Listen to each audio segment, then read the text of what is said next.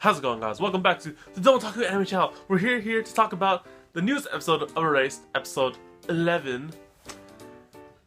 And you have no idea how I feel about just what I saw today, guys, but maybe you guys probably feel the same way. First of all, episode 10, we found out the identity of the killer is the freaking teacher all this time, and Satoru basically died, supposedly.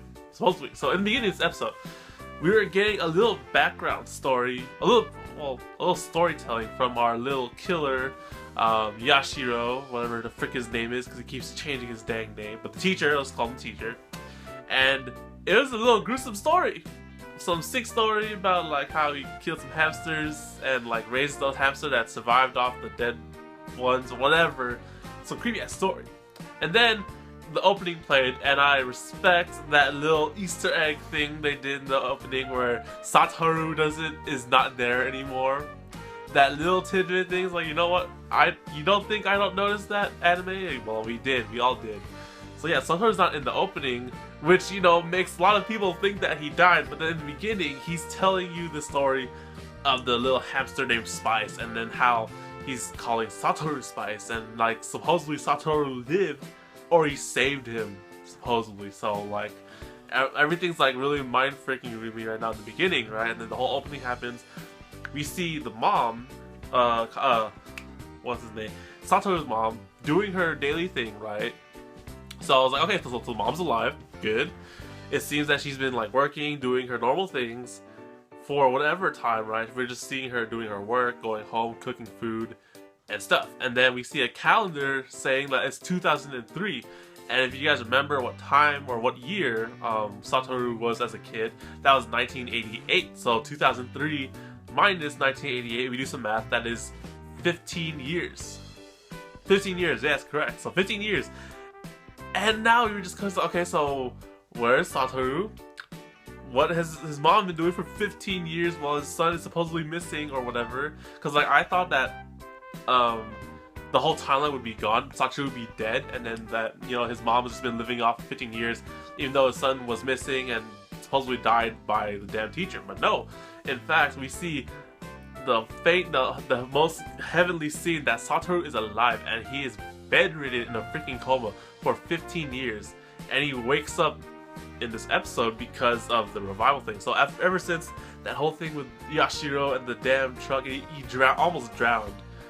He's been in a coma for 15 years, he's been asleep, and his mom has been taking care of him and his body and making sure he's like healthy and whatnot all this time. And like, now I'm just thinking, I was like, oh shit, so like, did he win, or like, no, what's going on? Because he's like, well, okay, 15, supposedly he was 11 at that time as a kid, so he was like 26 now, he's not 29.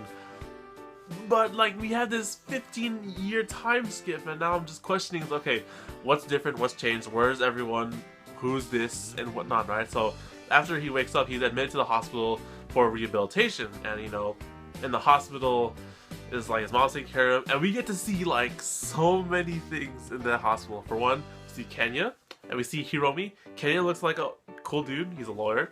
Hiromi doesn't look like a girl anymore, and he is apparently a doctor. And he's also married to Kaio, who we also see Kaio in the hospital, and we see that Kaio and Hiromi have a kid, and mind-blown, ruined relationships, shipping and whatnot. But you know what? It was okay. You know what? I don't care if Kaio didn't like end up with Satoru. I don't care about that. Satoru, I want to see Kaio again, at least. See, she's there, and that's so awesome. After we saved her in like the previous episodes, and like she went off to her grandmother's for that whole time, right? And she still chills with them because Hiromi and Kaio are a thing, but like, what else? So that was cool. And then in the whole hospital, it's more like Satoru just trying to rehabilitate himself to be able to walk again, because he's been asleep for 15 years. I wonder how the hell that would feel. That sounds really off. And the thing is about Satoru and waking up 15 years later is that he doesn't remember shit. He doesn't remember anything. He's trying to remember the last thing he did as a kid, and like, I don't know if he remembers all his revival bullshit, but like, no, he doesn't. So apparently it's really terrible. And then, you know, the surprising factor midway through this episode is the damn teacher keeps returning. He returns again. He changed his name from Yashiro to like Manabu or something like that. And he's apparently, once again, the city councilman guy. And he's like visiting Satoru in the hospital. And like, oh my gosh, I can't believe.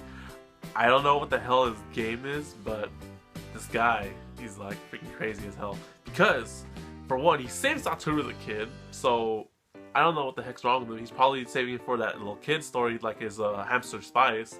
And then he's like protecting him from like photographers and journalists and whatnot. And then like he's like talking to him because Satoru supposedly doesn't remember everything. He doesn't have his memories back, so it's just like for him to be like, oh, I was your 5th grade teacher or 6th grade teacher and whatnot. So he walks again into his life. And then like it gets to the end scene where he is going to go and he takes Satoru up to the roof. He's like to have a private chat. And then he's just talking with Satoru, and then Satoru's like confronts him. Is like, "Hey, I remember. I have all my memories." And then we see like this little spider web thing from his face, from the top of his head, or I don't know what the heck that is. And that's when the episode ends. I never thought that this anime could give me so many dang cliffhanger endings in like just so many episodes, but it did again. And next week is the last episode we'll probably see from the series, unless they animate the new manga that they come out.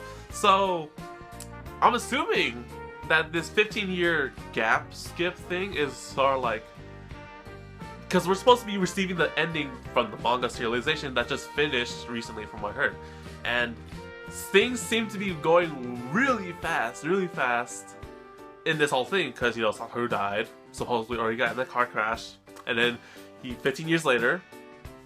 And then here we go, we're in this new timeline, you know, we have Kaio and Kenya and Hiromi and everyone here who you used to know, but you know, and then you have the murderers here, and like, you know, at least like his mom isn't dead anymore in that timeline, so like this whole new timeline is so weird, and I don't know how they're gonna end this, because you know, he just confronted the murderer on the rooftop when he's barely rehabilitated, he's still in his wheelchair, and like, he's like, I mean, the murderer is an old ass dude, but like, he's still trying to, he murdered his mom like 4 years later, because he's still 25, he was 29 when his mom dies in the first episode, so I don't know what the frick is gonna work, because he just like, unless, okay, so my thing here now is that he and Kenya talked about everything when he came to visit, because, you know, I'm assuming that Satoru remembered his memories way before then, because there's